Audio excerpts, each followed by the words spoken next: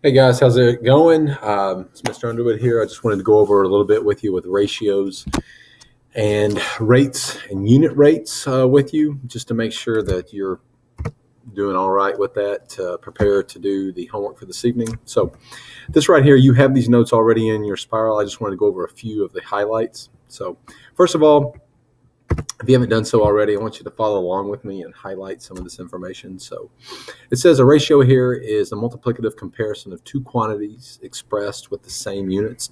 So basically, I want you to have down that a ratio is a comparison of two quantities. That's what I want you to have.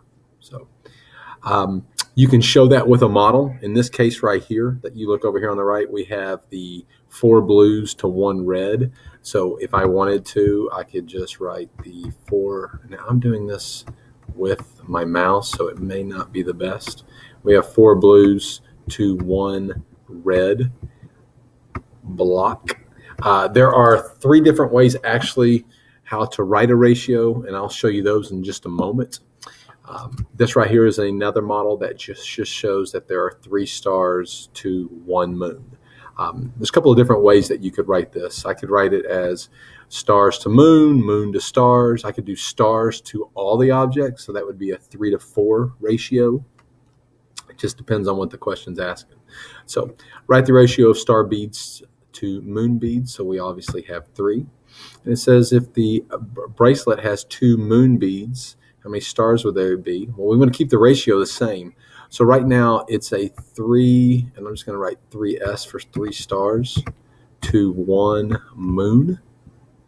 So if we are going to increase and double the moons, we would need to double the stars, because whatever we do to one side, we need to do to the other side. So in this case, we would have 6 stars that was there. I'm not going to go over all of it together, all of it with you. You can definitely look at your notes, and I would recommend that you go through it all. I just want to hit the highlights of it.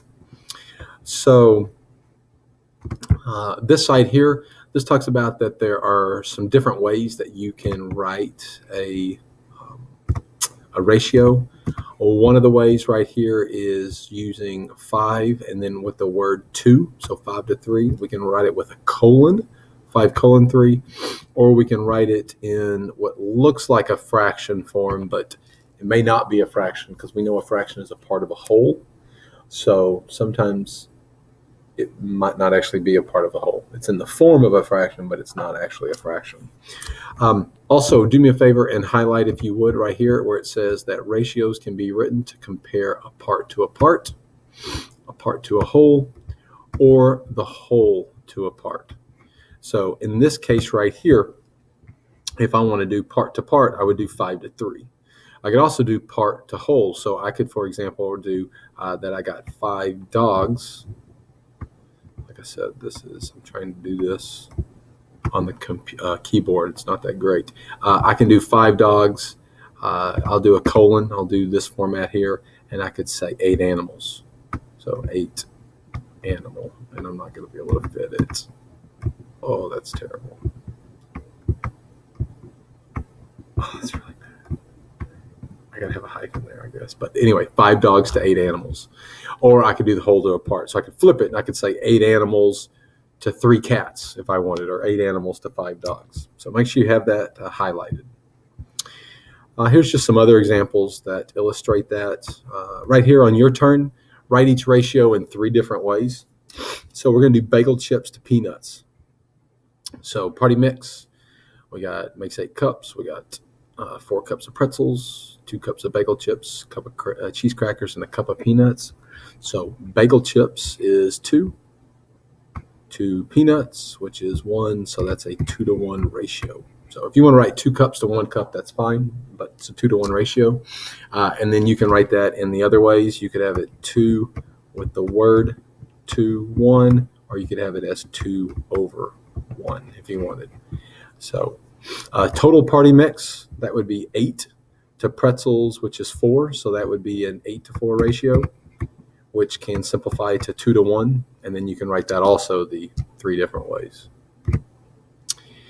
Equivalent ratios, make sure you highlight this. So for equivalent ratios are ratios that have the same comparison. And it's really just like equivalent fractions. Whatever you do to the top, you do to the bottom, and you can either multiply across or divide across. So that's showing right here that you can do multiplying or dividing both terms by the same number. And they illustrate that right here, where they did 2/7 and they got that to be 4/14 because they did 2 times 2 to be 4. And then right here, they did 4 times 2 or 7 times 2 to get 14. Or you can go the other way. You can simplify it. And we did 8 divided by 4 is 2 and 24 divided by 4 is 6. So you can go either way you would like, and very similar to equivalent fractions. And that's actually written in a fraction form. Here's just another example. On the your turn here, find 3 equivalent ratios. So once again, I could multiply the top and the bottom by the same number. So I could say, all right, well, this is 16 over 20. That's one ratio. I could divide both sides by 2, and I could say, well, that's 4 over 5. I could multiply them both by 3, and I could get 24 over 30. These are equivalent ratios. Now, remember, that's just one form. I could have used the colon, or I could have used the word 2 as well. And then I could do the same thing here. Do me a favor. Do not leave this improper. So make this 10 over 4, for example. Don't say that it's 2.5.